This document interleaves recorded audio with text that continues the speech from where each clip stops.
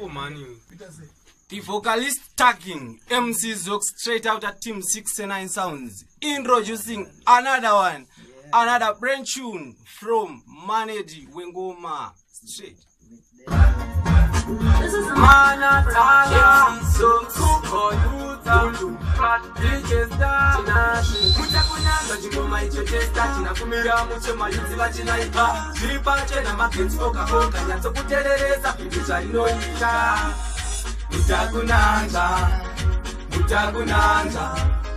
Mutakunanza ndakuyapata chinogona kundinanza.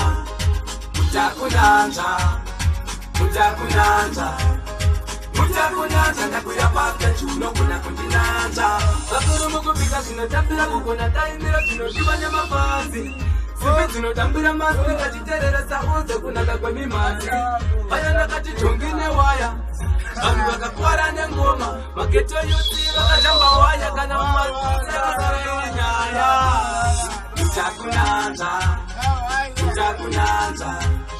Mutakunanza ndakuyapata chinogona kundinanza.